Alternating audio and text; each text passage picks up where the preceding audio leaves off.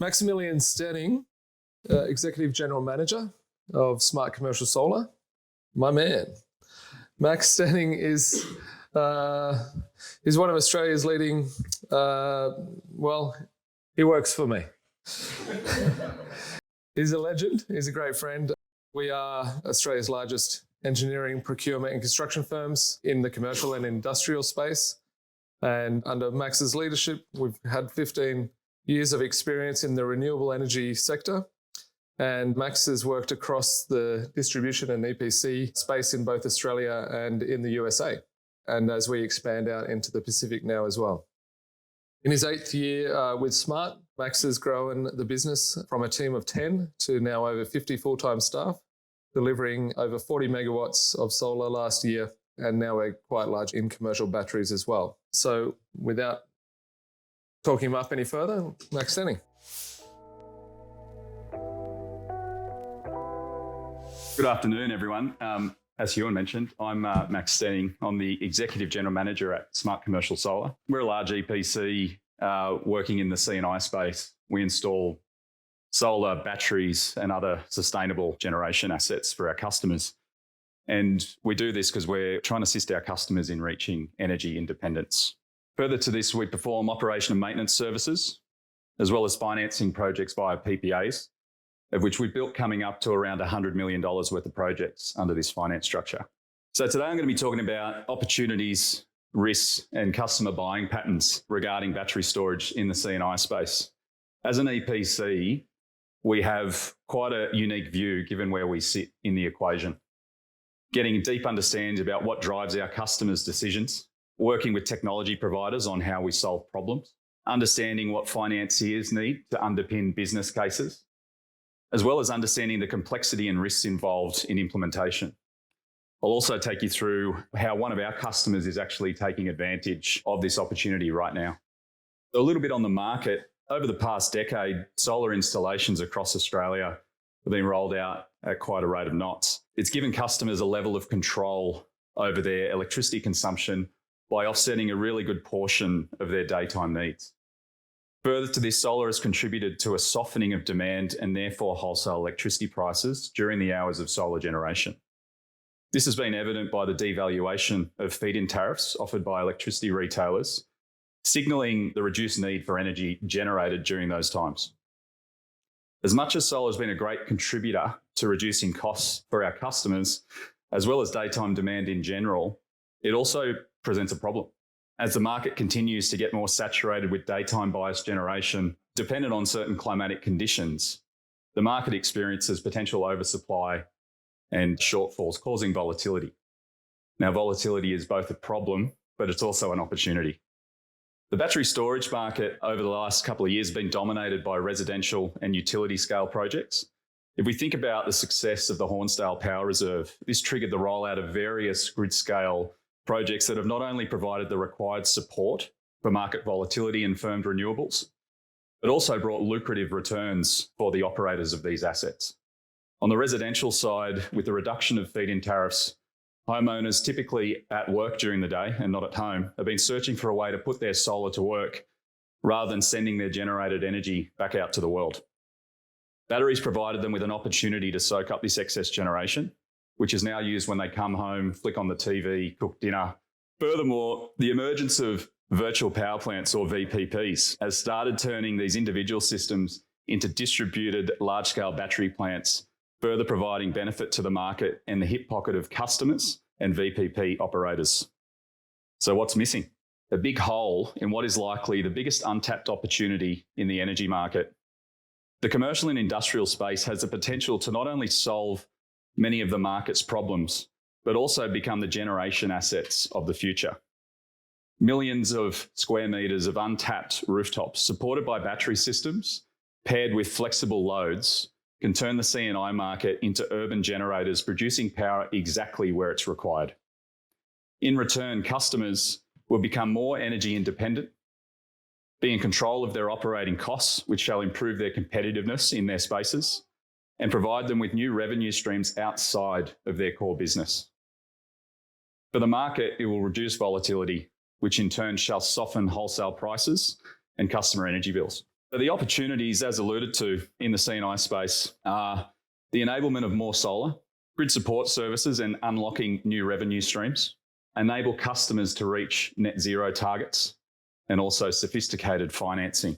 But typically, as a rule of thumb, when we're thinking about solar for a C&I site, we're looking to match daytime consumption with peak generation of solar to create a scenario where we're offsetting as much of the daytime energy required for the site without producing substantial amounts of exported power. If space, roof or ground isn't the determining factor, this consistently means we're able to offset somewhere between 20 to 40% of a customer's entire needs, depending on their load profile, from solar alone. However, what we find a lot of the time is we often have leftover roof space that we didn't use because we didn't want to oversize the system, which would just produce energy in the middle of the day and get exported. So C&I storage obviously enables us to utilize the site's entire roof or ground real estate to increase the capacity of solar, and we can go from taking 20 to 40% to 60 to 80 and even more in some cases. It does this simply by utilizing this export and discharging this at other times when needed. It also firms up generation during times of poor sunlight. If we think practically, it will enable 2 to 3 times more solar with appropriately sized batteries to cater for excess generation, widen the generation curve of solar, create predictable daily generation, and all of this exactly where the power is needed. Truly creating valuable generation assets in the heart of where it's required, rather than needing to transport it hundreds or thousands of kilometres from centralised assets.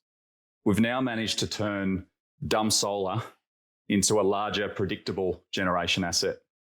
At a site level, we've now given the customer the opportunity to not only widen their generation window of their solar asset, but participate in grid support services, in particular FCAS and demand response markets, and be compensated for this, as well as giving them the ability to arbitrage their peak and off-peak rates to create further benefit. At an industrial precinct level, we could enable solar capacities up to 100 megawatts across multiple C&I rooftops, paired with distributed battery systems large enough to absorb any excess generation. This now becomes a material amount of flexible generation that can be used for market services. And there are real examples of this happening right now with the likes of Logos's Moorebank Logistics Park, which has the potential to house 130 megawatts of rooftop solar, as well as 150 megawatt hours of battery storage supplying an embedded network. Pair this with flexible loads across C&I sites, and you have a solution that can live and breathe with the energy market, respond with generation, discharge of batteries, or curtailment of flexible loads. By stacking these revenue streams with ancillary services, demand response, as well as arbitrage, C&I battery storage can make sense right now. As an example, the Hornsdale project has reportedly earned close to $200 million since being operational. This is over double what the battery cost to construct in just its 6th year of operation. And yes, you might say those returns are due to first mover advantage. However, there are small VPP setups that are also earning some decent returns. Energy Locals and Tesla have teamed up for a number of VPPs in South Australia, earning returns of circa 30 to 40% per annum. These kinds of returns are not out of the picture for C&I customers, given that projects can be large enough in scale on a site-by-site basis to participate in these markets. Now, we've all heard net zero over the last couple of years with corporates. All these corporates are pledging net zero by certain dates, as soon as 2025, some, and then out to 2050. Obviously, understanding net zero means more than just offsetting your on-site electricity consumption from your operations. However, with solar and batteries in the C&I space, we can make that a lot simpler by getting most of the way there. In an article written by Morningstar, there is no Australian listed company on track to reach net zero by 2050. Furthermore, Australia's market benchmark, the ASX 300, is significantly misaligned with reductions needed to limit warming to 1.5 degrees above pre-industrial levels. As an example, Qantas, which is one of the most severely misaligned, has an implied temperature rise of 6 degrees, meaning that if all companies manage their greenhouse gas emissions the way Qantas does, the world would warm by 6 degrees. Now, not just to pick on Qantas, the aviation space is obviously quite a difficult one to decarbonise, but there are many others from various industries in the same boat. C&I solar and battery can provide these companies a great boost in their net zero efforts and quickly. And so sophisticated financing and PPAs. So PPAs have started to take off more in the C&I solar space, predominantly by larger businesses who have tended to opt for PPAs as a way to implement solar, as opposed to CapEx purchases. Taking away all of the operational risks, being able to achieve sustainability targets, as well as discounted energy, has driven up the popularity of this financing structure. Typically, we've been able to achieve PPA rates anywhere from 20 to 40% below retail electricity rates for solar-only PPAs. Given that solar is offsetting around 20 to 40% of a site's total consumption, this can result in a material saving. Now with storage, this can get even more attractive. Given that the asset owner can take advantage of other revenue streams outlined earlier, as well as being able to offset the customer's peak demand charges, a solar and battery PPA can deliver a material uplift in benefit without the customer needing to dip into their pockets. It does, however, require the asset owners to be bullish on the future returns for batteries. So as much as there's many opportunities available, there are certain risks and roadblocks that we are experiencing as an EPC that will impact C&I storage really taking off. So these include your grid connection approval risks, finance and future markets, and technical and implementation risk. So grid connection approvals tend to be getting more difficult to obtain at the moment. They're increasing the costs of projects, require more in-depth modelling and analysis, as well as increasing the timelines for energisation of projects. The issue currently is the seemingly sporadic nature of how certain requirements for projects differ from each other. Even with customers, and we've had examples of this, with similar sized projects within the same DNSP jurisdiction, could have a completely different set of requirements in order to achieve grid connection. Now, I'm not here to blame DNSPs. It's a difficult job. However, what this does from a customer interaction and expectation side is that it's hard to explain the likely result, the requirement or costs involved without engaging the DNSP early on and incurring costs in order to get to a position on what will be required for grid connection.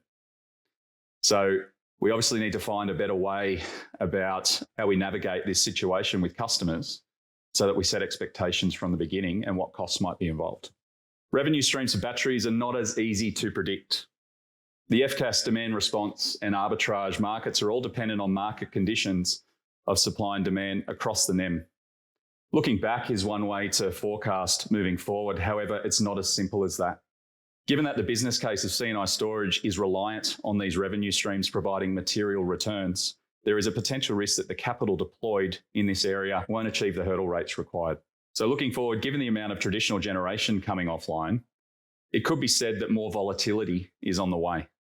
And given volatility has driven material price fluctuations in the past, it could be said that there is more to come and investors with the right risk appetite could be in a position to take advantage of these returns.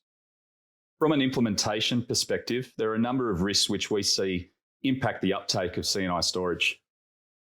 Technically, battery systems are more complex in nature than solar installations.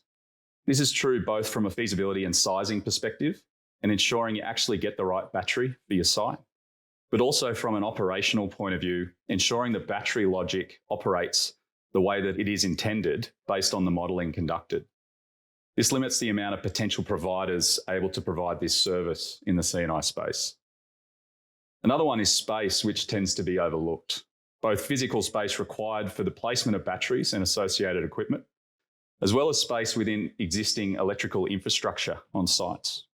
When we're talking 500 kilowatt hours up to, say, 5 megawatt hours of storage, we're talking space requirements of multiple 20-foot containers needing somewhere to live on site, ideally close to existing electrical infrastructure to limit the cost implications of running cables. Forward planning and thinking around this is required as to remove this roadblock. Finally, lead time. Given that each customer has different requirements, battery systems are somewhat bespoke in nature. This means upon the placement of order, assembly needs to commence and finished product shipped as soon as possible. This timeline can be anywhere from 16 to 32 weeks in some cases, which can extend construction timelines materially. Setting expectations around timelines are important as to remove this roadblock for decision making. So the majority of our customers who we are speaking with about solar are asking about storage.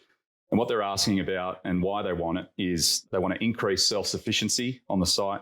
They want to reduce reliance on grid-supplied electricity and price fluctuations. They want to limit any downtime for power outages, and they want to achieve their sustainability and ESG targets.